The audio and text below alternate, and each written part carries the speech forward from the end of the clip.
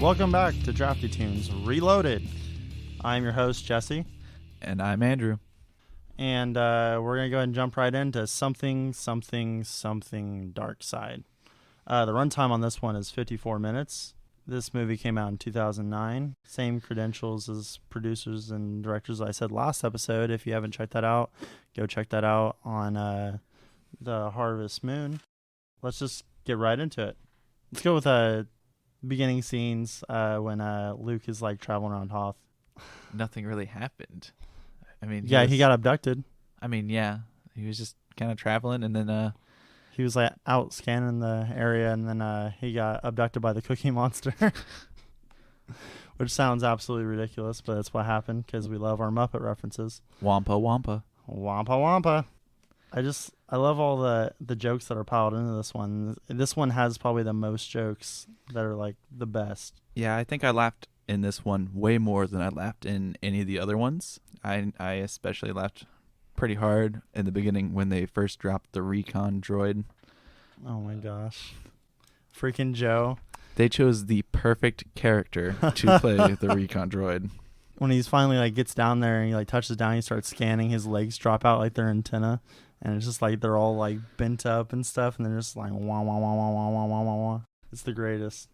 I don't really make fun of cripples, but if there's a joke there, I will probably laugh. I'll feel bad about it at first, but after a while, I'll just realize it's a joke. As most of you should. Meg was the asteroid monster. She literally had one line in this. I think the only line she ever spoke. And it was, why don't I ever get any lines in these things? I'm just like, it's because you're Meg. Mila Kunis. That was the second Meg appearance in the Star Wars trilogy. They made it really short, just like the other one. They're all really short. I feel like they were pretty well put in there just to make us all laugh. I do want to take a step back and go to the very beginning where they spent $58,000 for that animated elephant that it just goes across the crawl at the like in the middle of it. Yeah, it was just like dancing across the screen, and they're like, "Yeah, we just spent $58,000. What are you gonna do about it?" Yeah, I thought that was absolutely perfect. Just that goofy, off the wall comedy. So, I mentioned that the perfect character that played the recon droid. Who do you think did the best in their role on this episode? I think Han took this one. Yeah, for sure. He had the best jokes, especially when he's about to get frozen, and the "I know" line got ad-libbed so perfectly that it was probably my favorite part about these movies, where Lois is like, "I love you," and then like right before he gets frozen, he's like, "Fuck off." And it's like the best thing I've ever heard. It's freaking great. So yeah, I feel like Han had most of the jokes. I feel like it was centered around him a lot. This is his movie for sure. It was supposed to be Luke's movie, but he was mainly just doing Dagobah stuff, whatever that means. Yeah. The Yoda stuff in this movie, I never thought you can make Yoda a cinephile until they did the movie gas station guy. I don't know his name, like in the show, but he voices Archer. You know what I'm talking about? Yeah. John H. Benningham. Is that his name? I'll look it up. Bob's Burgers guy. Bob's Burgers guy. Arby's spokesman guy. Yeah, he's just telling Luke, like, hey, have you seen Van Wilder? He's like, yeah, I saw it on Comedy Central. He's like, no. The one on the uncut. Yeah, the director's cut. And I'm just like, oh my gosh. It's H. John Benjamin. H. John Benjamin. I got that mixed up. I don't know why do you have an H at the beginning? Like, what's your first name? The Arby's guy. Harry. It's Harry? Yeah. Thank you, Google. Very cool. And in this one, there's a lot more work references. A whole lot more. Empire stuff. Working my Empire stuff. And he's just like, he's messing with a stapler just over and over again. I think we talked about this in the last episode too. Yeah. I feel like there was a lot more work references in this one. I can't remember all of them though, but I just can relate. It might have been Tarkin, it might have been someone else, but it's like the guy that says, "Oh, first catch of the day," and like the dude right beside him's like, "What are you talking about? You don't fish." It's like the corniest thing that I just love. Yeah, it made me laugh because I feel like most people can relate to that thing. You know, you're trying to work, you're not going 100% at it, and then your boss walks by and you're like, oh, I'm doing stuff. Empire stuff. So this movie came out in 2009. I think I already said that, but the Fox issues were like really bad in this episode. What do you think about the music in this one? The music is like traditional John Williams. Did he die in this movie? Did they kill John Williams? Or was that in the next one? I don't remember. I know he died in this movie. And then they were like, oh crap, now we gotta... Was that in the first one? I think that was... Oh, we missed that then. Yes. So basically, Luke's parents were burnt over my burnt body. They were burnt, and then they found out that the orchestra was burnt as well. And then they had to deal with Danny Elfman the rest of the movie. But in the third one, John Williams is in it, so... It's Family Guy. They can do what they want. It's a cartoon. I need to stop thinking so hard. So one of my favorite musical parts was the Rocky theme for the Jedi training. That was from Rocky 4, because I saw Ivan Drago in the cutaways when they were referencing Rocky. Pumping some roids. If he dies, he dies. Let's talk about that nipple gun. The nipple gun. And he's like, fire the nipple gun. They fire it, and it shoots twice, and there's this random freaking rebel soldier that just goes, and just fucking rubs it. It's pretty funny stuff. It's kind of misogynistic, but, you know, it's 2009. No one really cared at that point, I don't think. Pretty funny stuff. In that scene, I believe there was also the robot camels. Oh, and the freaking walker was wearing Crocs. Yes. Is that thing wearing Crocs? It made me die. I saw a pair of those the other day, and I thought to myself, I didn't know those were still around. Crocs have been around for a while now. Over a decade at least. After the Battle of Hoth and they recover Luke, they go over like the Nerf Herder thing. And that's like the funniest thing. Because I didn't know what Nerf Herder meant when I first watched this movie. Back when it first came out. Like 10 years ago. I didn't know what Nerf Herder meant. Apparently, it's our word, according to Peter. Because women shouldn't say it. I don't know. I still don't know what Nerf Herder means, to be honest. I looked it up, but it wasn't really a clear definition. I have no clue. Yeah, they're just like, that's our word. You can't use this. Like, you scruffy looking Nerf Herder. I can say it because I'm one of the bros. One of my favorite parts was the bounty hunter meeting that Darth Vader was having with the bounty hunters. There's like Bosk and Boba Fett as and IG-88. Yeah, as the chicken. Boba Fett as the chicken. Mm-hmm.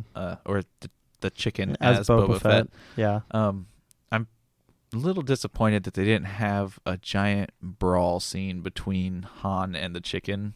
I know it didn't really happen in Star Wars, but... Wasted potential. Yes. They could have done something in the next episode, for sure.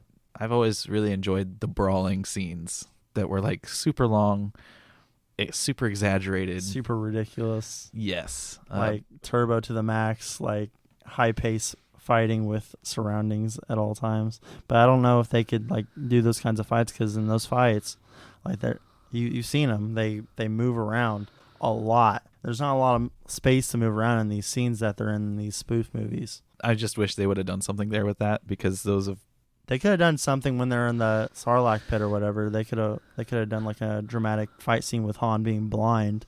That would have been ridiculous. Like somehow he's able to fight like Daredevil. Can't see, but it'll just freaking mess someone up. You should just be a writer for Family Guy. But going back to the bounty hunter thing, the bounty hunter meeting, I don't know if you saw him, but he wasn't actually standing in the circle with Darth Vader.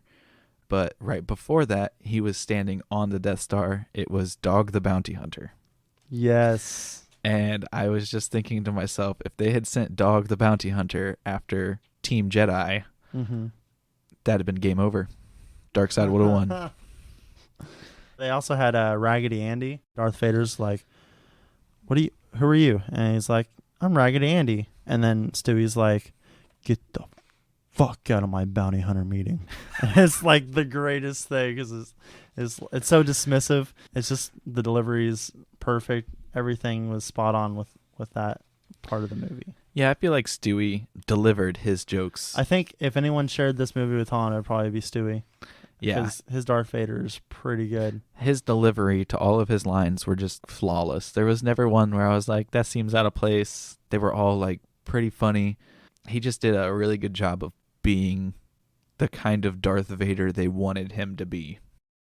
I'm going to jump to when they go into the asteroid field. And they're like, you're going to an asteroid field? Well, it's better than going to the strawberry fields. And it's like a Beatles reference.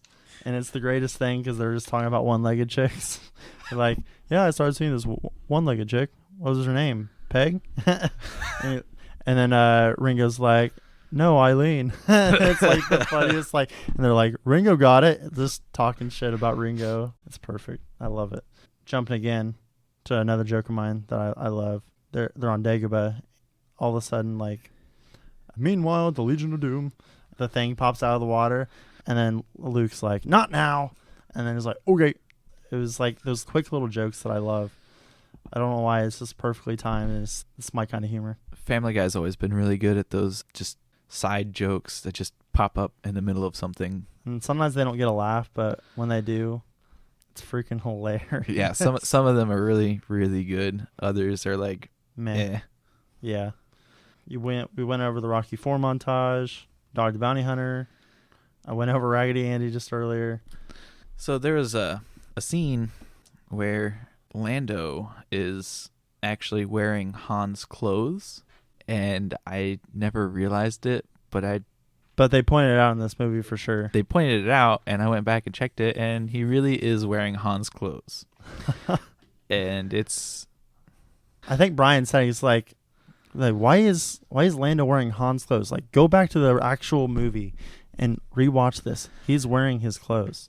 Yes, he was 100% wearing Han's clothes, which is kind of weird. Why would you take his clothes? Like, I don't know. How did he get his clothes? Wasn't he carbonated? Like, wasn't he frozen? Yeah, but his clothes, I'm sure, are still on the ship. Does he have spares? He only wears the one outfit, so I'm confused because I don't think they have more than one outfit. Doesn't really go into detail with wardrobe here. I think I should wear some of your clothes on the next podcast to fit the theme. That'd be kind of extra. Read all about it. I don't know if your clothes would fit these guns. Also, I think my clothes are too small for you because you're kind of heavy. Yeah, I'm ripped. Yeah, that's what I meant. Absolutely.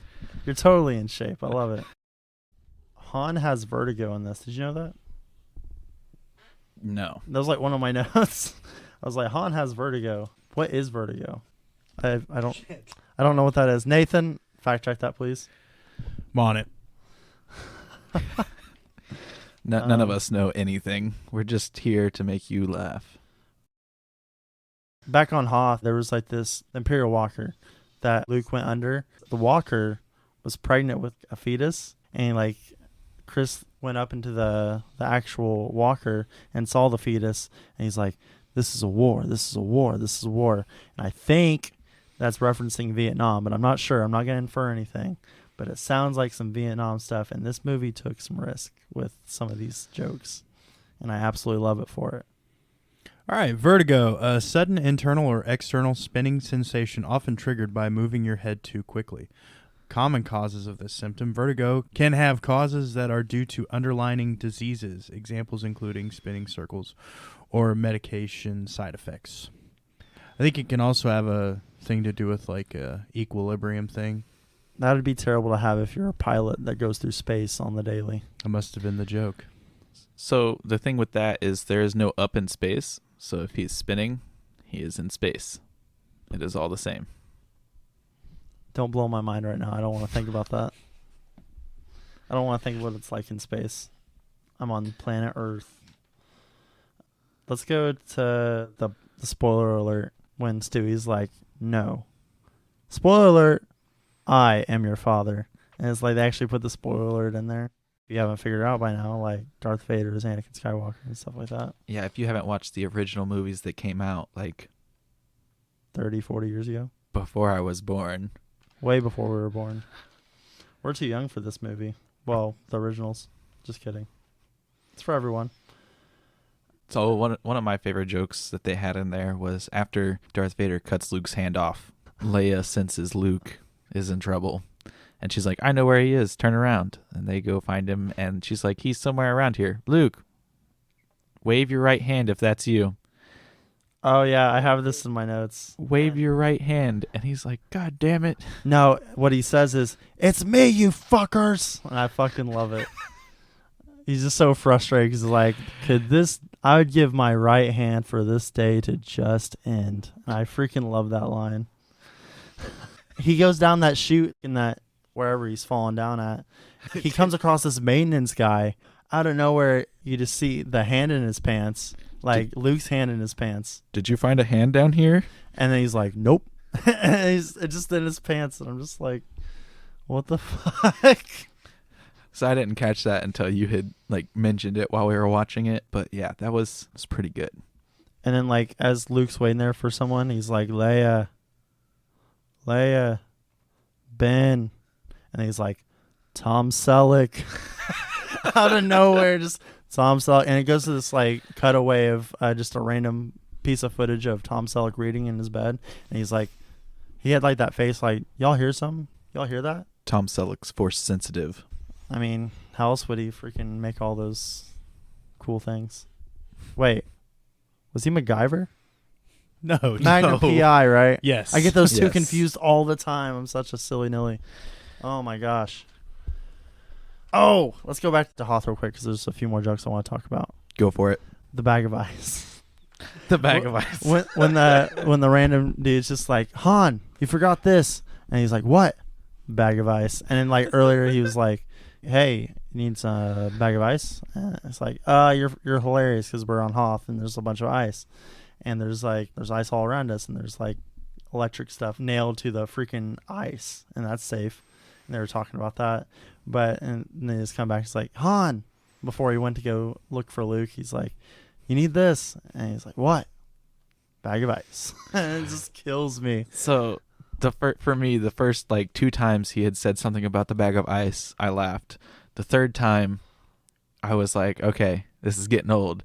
And then they paused. So this is what I thought was absolute genius, was he left the screen for like maybe 2 minutes, not even that. But it was just enough time for me to not think it was coming. And then when he was running up to Han, hey, you forgot this with the bag of ice, I just couldn't handle it. It was just so perfect on its timing and everything.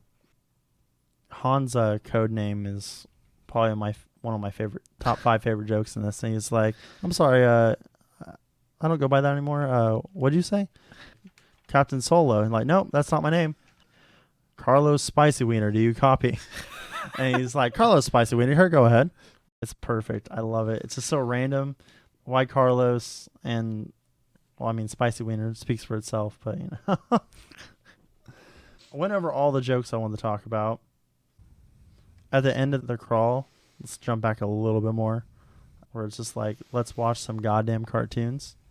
And I feel like that should be the motto for this show. Let's watch some goddamn cartoons.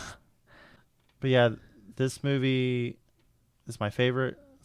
I think it's the longest. No, the third one's the longest. But it runs at 54. I think I already said that. It's the closest to an hour besides the second one. Did you catch any character cameos in this one? I think Roger was in this one. Or he was in the second one, wasn't he? Roger's in the third the one. first and third. Okay. Or the fourth and sixth. I didn't catch any, actually. I don't know if there was or if I just didn't mark it down.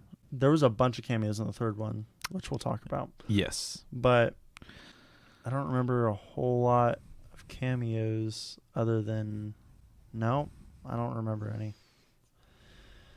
Oof. Yeah, and at the end of this movie, they make a Back to the Future reference out of nowhere. And I'm just like, I wasn't sure if I found it funny or not. Back when it first came out, I did find it funny because I was like 13. But it just seems so out of place. That was probably one of my least favorite jokes. And in terms of like how I think today, because I'm like, okay, that kind of took me out of the Family Guy thing, but all right, the doc is still alive. the end of this movie is right after that. Something that you said in the last episode was Seth not wanting to do, he only wanted to do one. Mm-hmm.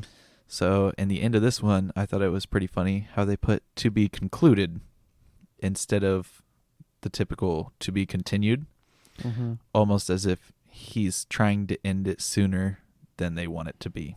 So he's just putting in things. I'm pretty sure Fox wanted him to do the prequels too, and then he shrugged it off and he's like, "Oh, I'm pretty sure the Cleveland show's going to cover it." Like, he did not want to do these after the first one. It was supposed to just be a one-off, and I think he just got tired of it. So I feel like a lot of people see the to be concluded as a joke of, oh, when are these going to end? But for Seth, it was like a, hey, these need to end. He was getting tired of it. I don't think he likes being put in a box when it comes to like a formulaic script. All right, let's do final thoughts of my own accord, obviously. This is my favorite. Cram full of jokes. If this was a sandwich, it would be a hero because this is the best one. Yeah, Han really takes this, and Stewie's a good addition. I really like when they get to Cloud City and Vader's there waiting for him. He does that Wonder Woman thing. I forgot to say that joke, but he's like do do do do do. He deflects all the shots, and he's like Wonder Woman. I love that joke, and I love Stewie in this.